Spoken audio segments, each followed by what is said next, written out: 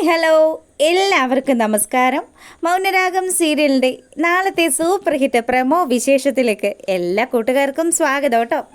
അങ്ങനെ നമ്മുടെ വിക്രത്തെ വന്ന് കണ്ട് പ്രകാശൻ്റെ കാര്യങ്ങളും ഒക്കെ സംസാരിച്ചിട്ട് മൂങ്ങ മുത്തശ്ശി അവിടെ നിന്ന് പോവുക. അപ്പോൾ വിക്രമാണെങ്കിൽ നല്ല ദേഷ്യത്തിലാണ്. വൃത്തികെട്ട തള്ള തന്നെ കാണാൻ വന്നിട്ട് എന്തൊക്കെയാണ് പറഞ്ഞത്. അവരും എൻ്റെ അമ്മയെന്ന് പറയുന്ന സ്ത്രീയും കൂടി എനിക്കെതിരെ കംപ്ലൈൻറ്റ് ചെയ്തു. ഇനിയിപ്പം ഒന്നും പറഞ്ഞിട്ട് കാര്യമില്ലല്ലോ. ഇനി അനുഭവിക്കാനുള്ളത് മുഴുവൻ അനുഭവിക്കണം. പിന്നെ ആകെയുള്ളൊരു സമാധാനം ഗംഗേട്ടൻ തൻ്റെ ഒപ്പം ഉണ്ടല്ലോ എന്നുള്ളതാണ്. അങ്ങനെ അവിടെ നിന്ന് നമ്മുടെ വിക്രം ആ ജയിലിലേക്ക് അവൻ്റെ ആ ഒരു സെല്ലിലേക്ക് കയറുക. അങ്ങനെ ഗംഗാപ്രസാദ് ആണെങ്കിൽ ഇവനെ കാത്തിരിക്കുക. ആരാ വിക്രം നിന്നെ കാണാൻ വന്നത്? ഓ, എൻ്റെ അമ്മുമ്മയായിരുന്നു. അവരോ? അവരല്ലേ നിനക്കെതിരെ കോടതിയിൽ സാക്ഷി പറഞ്ഞത്. പിന്നെ അവരെന്തിനാ നിന്നെ വന്ന് കണ്ടത്? അതെ, അവരാരാണെന്നൊന്നും നിനക്ക് ശരിക്കും അറിയാൻ പാടില്ലാത്തതുകൊണ്ടാണ് ഗംഗേട്ട. അവർ മഹാഫ്രോഡാണ്. അവർ പണ്ടൊക്കെ എന്നെ സ്നേഹിച്ചിരുന്നു, അത് ശരിയായ കാര്യം തന്നെയാണ്. പക്ഷേ ഇപ്പോഴ് അവരാ കല്യാണിയുടെ കൂടെയാണ് നിൽക്കുന്നത്. പിന്നെ അവരോട് പറയാനുള്ളതൊക്കെ ഞാൻ പറഞ്ഞു വിട്ടിട്ടുണ്ട്. എൻ്റെ അച്ഛൻ പുറത്തുണ്ടെന്നും അച്ഛൻ കാർത്തികയുടെ കാര്യത്തിൽ കല്യാണിയുടെ കാര്യത്തിലും ഒരു തീരുമാനം എടുക്കുമെന്നും ഒക്കെ ഞാൻ അവരോട് പറഞ്ഞു. എന്നിട്ട് നിൻ്റെ അമ്മൂമ്മ എന്ത് പറഞ്ഞു? അമ്മുമ്മയോ? അമ്മുമ്മ അങ്ങനെയാണെങ്കിൽ എൻ്റെ അച്ഛനെ എന്നെയൊക്കെ തട്ടിക്കളയുമെന്നാണ് പറഞ്ഞിരിക്കുന്നത്. എന്തായാലും അവരുടെ അഹങ്കാരം അതിനുള്ള തിരിച്ചടി എൻ്റെ അച്ഛനായിട്ട് കൊടുത്തുകൊള്ളും. അങ്ങനെയൊക്കെ ആണെങ്കിൽ ഓക്കെ. പിന്നെ നമ്മൾ ഇനിയും ഇവിടെ ഇങ്ങനെ നിന്ന് കഴിഞ്ഞാൽ നമ്മുടെ രണ്ടുപേരുടെയും ഭാവി പോകുമെന്നല്ലാണ്ട് മറ്റൊരു പ്രയോജനം ഉണ്ടാവില്ല. ഇനി ഇവിടെ കിടന്ന് ശിക്ഷയൊക്കെ അനുഭവിച്ച് ഏത് കാലത്ത് പുറത്തിറങ്ങാനാണ്? നമ്മുടെ രണ്ടുപേരുടെയും നല്ല ഭാവിയാണ് ഈ ജയിലിൽ കിടന്നങ്ങ് പാഴടഞ്ഞു പോകുന്നത്. അതുകൊണ്ട് നമുക്കൊരു കാര്യം ചെയ്താലോ? ഗംഗേട്ടൻ എന്താ ഉദ്ദേശിക്കുന്നതെന്ന് വിക്രം ചോദിക്കുക. അപ്പം ഗംഗാപ്രസാദ് പറഞ്ഞു, അതെ, ഇതിനു മുന്നേയും പല കേസുകളിലും പെട്ട് ഞാൻ പല പല ജയിലുകളിൽ കഴിഞ്ഞിട്ടുണ്ട്. അതുകൊണ്ട് അതിൻ്റെയൊക്കെ ഒരു ചെറിയ എക്സ്പീരിയൻസ് വെച്ച് പറയുകയാണ്. നമുക്ക് ഈ ജയിലങ്ങ് ചാടിയാലോ? അയ്യോ, ജയിലിൽ ചാടാനോ? അത് പിന്നെ വലിയ പ്രശ്നമാകില്ലേ? ഇനിയിപ്പം 14 ദിവസത്തേക്കാണ് കോടതി എന്നെ റിമാൻഡ് ചെയ്തിരിക്കുന്നത്. അത് കഴിഞ്ഞാൽ പിന്നെ നമ്മൾ ജയിലിലേക്ക് പോകണ്ടേ? എടാ, അതിനു മുന്നേ ഇവിടെ നിന്ന് അങ്ങ് നൈസായിട്ട് മുങ്ങണം. പിന്നെ ഞാൻ അവിടെ ചെന്നൈയിലൊക്കെ എത്ര കേസിൽ പെട്ടിട്ട് അവിടെ നിന്ന് മുങ്ങിയിട്ട് എന്നെ ആരെങ്കിലും വന്ന് പിടിച്ചോ? ഇല്ലല്ലോ. എന്തായാലും എനിക്ക് നല്ല വിശ്വാസമുണ്ട്. നമ്മളെ സഹായിക്കാനായിട്ട് പുറത്ത് ഒരുപാട് ആൾക്കാരുണ്ടാവും. എടാ, നമ്മുടെ കയ്യിൽ പണമല്ലേ ഉള്ളത്. നീ അതുകൊണ്ട് ടെൻഷൻ അടിക്കണ്ട. ഞാൻ പറയുന്നത് പോലെ കാര്യങ്ങൾ ചെയ്താൽ മതിയെന്ന് ഗംഗാപ്രസാദ് പറയുക. വിക്രം ആണെങ്കിൽ മനസ്സോടു കൂടി ആ കാര്യം അങ്ങ് സമ്മതിച്ചു. പിന്നീടാണെങ്കിലോ നമ്മുടെ വിക്രത്തെ കാണാൻ വേണ്ടിയിട്ട് പ്രകാശം വരിക. അപ്പം അച്ഛനാണ് വന്നതെന്ന് അറിഞ്ഞപ്പോൾ നമ്മുടെ വിക്രത്തിൻ്റെ മുഖത്ത് വല്ലാത്തൊരു സന്തോഷം വന്നു. അച്ഛാ, എന്തുണ്ട് അവിടെ? എന്തൊക്കെയുണ്ട് വിശേഷങ്ങൾ? ആ കല്യാണിയെയോ കാർത്തികയോ ആരെങ്കിലുമൊക്കെ അച്ഛൻ കണ്ടായിരുന്നോ എന്ന് വിക്രം ചോദിക്കുക. എടാ മോനെ, അവരെയൊക്കെ ഞാൻ കണ്ടു. പിന്നെ എനിക്ക് നിന്നോട് മറ്റൊരു കാര്യം കൂടെ പറയാനുണ്ട്. നിനക്ക് ഏറ്റവും കൂടുതൽ ദേഷ്യമുള്ളത് ആ മിണ്ടാതിരുന്നവളോടാണല്ലോ, ആ കല്യാണിയോട്. അങ്ങനെയാണെങ്കിലേ അവളെ തീർക്കാനായിട്ട് അച്ഛൻ അടാറ് ഒരു ഐഡിയ ആയിട്ടാണ് വന്നിരിക്കുന്നത്. എന്താ അച്ഛൻ എന്താ പറഞ്ഞു വരുന്നത്? എടാ മോനെ, നിനക്കറിയാവോ അമ്മൂമ്മ ഇവിടെ വന്ന കാര്യം?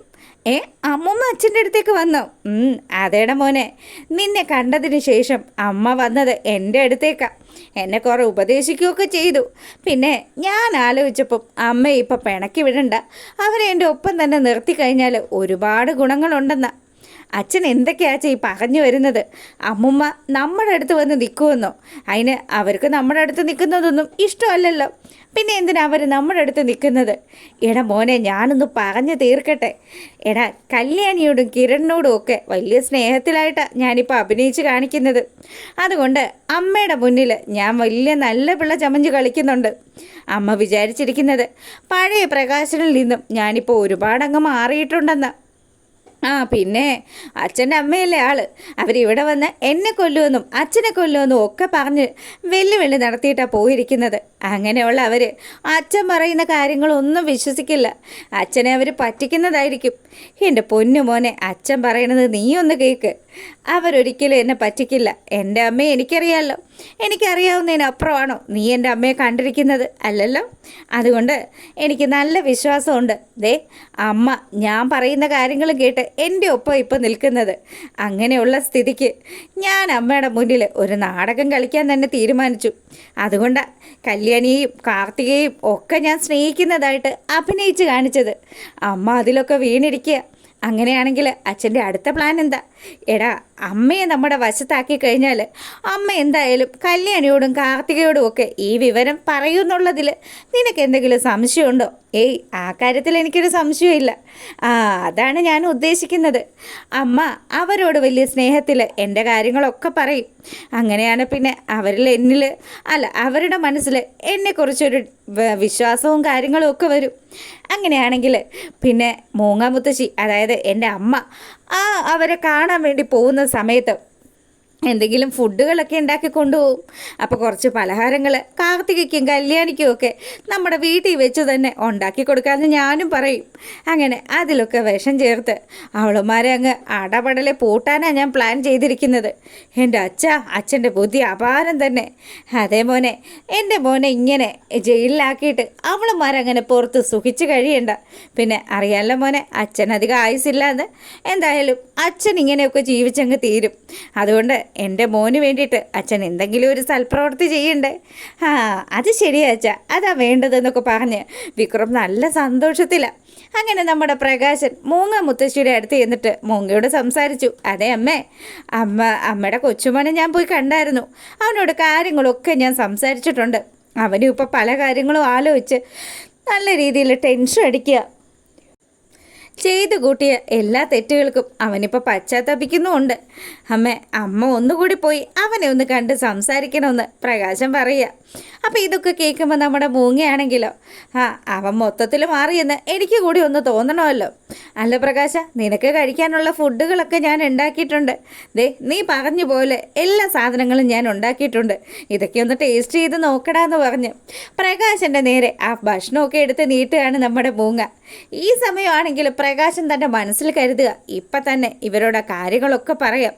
അതെ ഇത് കുറേ അധികം ഫുഡുണ്ടല്ലോ. അമ്മ ഒരു കാര്യം ചെയ്യും, കാർത്തികയുടെയും കല്യാണിയുടെയും ഒക്കെ വീട്ടിൽ പോയിട്ട് കുറച്ച് ദിവസമായില്ലേ, അമ്മ ഇവിടെ തന്നെയാണല്ലോ ഇപ്പോൾ നിൽക്കുന്നത്. അതുകൊണ്ട് അമ്മ ഈ ഭക്ഷണമൊക്കെ ആയിട്ട് അവരെ പോയെന്ന് കാണ്. അവർക്കും അമ്മ ഉണ്ടാക്കുന്ന ഭക്ഷണമൊക്കെ കഴിക്കാൻ വലിയ ഇഷ്ടമല്ലേ? അത് ശരിയാ മോനെ, നീ പറഞ്ഞതിനോട് ഞാൻ യോജിക്കുന്നുണ്ടെന്ന് പറഞ്ഞ് മൂങ്ങയാണെങ്കിലോ, എന്നാൽ പിന്നെ ഞാൻ ഈ ഡ്രസ്സൊക്കെ ഒന്ന് ചേഞ്ച് ചെയ്തിട്ട് വരാം. കല്യാണി മോൾക്ക് ഈ കറിയൊക്കെ വലിയ ഇഷ്ടമാണ്.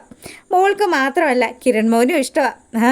കൂട് കല്യാണിയും കിരണും ഇത് കഴിച്ച് അതോടുകൂടി അവരുടെ കഥ കഴിയട്ടെ എന്നൊക്കെ പ്രകാശൻ ആലോചിക്കുക. മൂങ്ങ മുത്തശ്ശിയാണെങ്കിൽ ഡ്രസ്സ് മാറാൻ വേണ്ടി റൂമിലേക്ക് പോകുന്ന സമയത്ത് വിഷക്കുപ്പി കയ്യിൽ കരുതിയിരുന്ന നമ്മുടെ പ്രകാശൻ അതിൽ നിന്നും കുറച്ച് വിഷം എടുത്ത് ആ കറികളിൽ ചേർക്കുക. ഇന്നത്തോടുകൂടി കല്യാണിയുടെ കാര്യത്തിന് ഒരു തീരുമാനമാകും. അവൾക്ക് ഇഷ്ടപ്പെട്ട കറിയിൽ തന്നെ ഇതങ്ങ് ചേർത്ത് കഴിഞ്ഞാൽ പിന്നെ അവൾ ആക്രാന്തത്തോടു കൂടി കഴിക്കുമല്ലോ. അമ്മയുടെ പാചകം ആയതുകൊണ്ടും അമ്മ കൊണ്ടുപോയി കൊടുക്കുന്നതായതുകൊണ്ടും അവൾക്ക് പ്രത്യേകിച്ച് സംശയമൊന്നും തോന്നില്ല. അങ്ങനെ എല്ലാം കറക്റ്റ് ചെയ്ത് നമ്മുടെ പ്രകാശൻ നല്ല കരുതലോടുകൂടി ഇരിക്കുക.